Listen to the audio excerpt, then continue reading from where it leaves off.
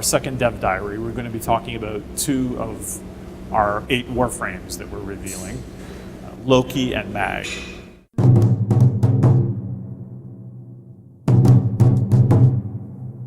I guess we'll start with Loki, because my personal favorite at the moment. Yeah. I think. Yeah. Also a favorite.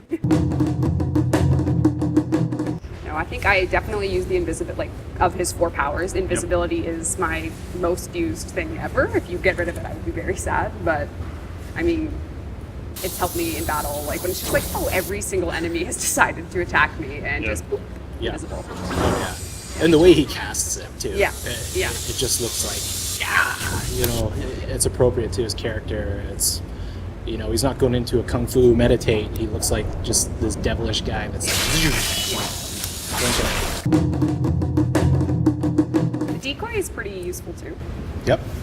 I'm finding I use that as well. That's the one you start with? That's when you start. It's your lowest level power. What I find interesting is hearing different players come up and they're like, oh, decoy sucks. And then you go talk to the next guy. He's like, I love decoy because I use it in this way. And I cast it out here and it draws the enemies off there and that allows me to do this.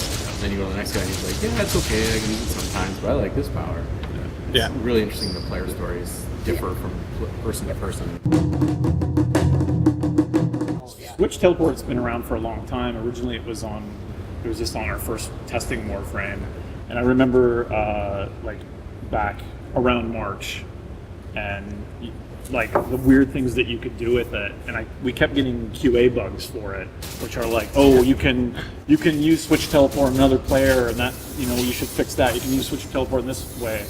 And our philosophy with the game and with the powers is to not nail down and kind of constrain everything, because what we really want is like expressive play, and for them to figure out how to use a power in a way that like even Scott, as a designer on it, never even imagined it to be used.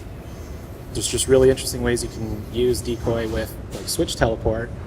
You can put your decoy up on a ledge. You can switch your decoy. So, like, this was another. The switch teleport is so awesome. You can throw your decoy up on a sniper position and then switch with your decoy and get to spots that you shouldn't be in or whatever.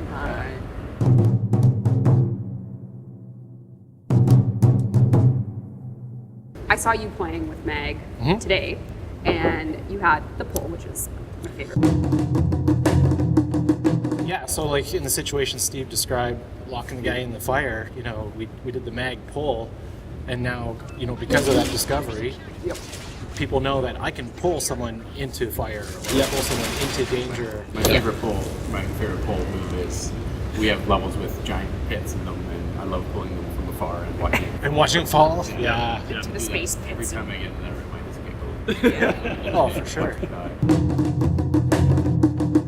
One that's really appealing right now is where you kind of cast this bubble or area of influence around a character, and any projectiles that enter that bubble redirect them at the person in the bubble. So, concept-wise, you're like, oh my god, that works, that's awesome. And you throw it in the game, and of course there's a few things come, a few good, a few bad, but it definitely feels like one that's going to work.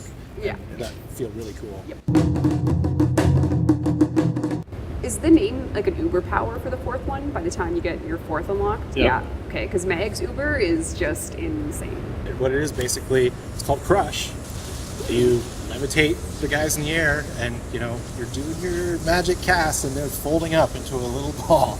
And it's like everyone goes up at the same time, collapses at the same time, and falls at the same time. And it's like this. It's just a hilarious symphony of devious activity, I guess you could say.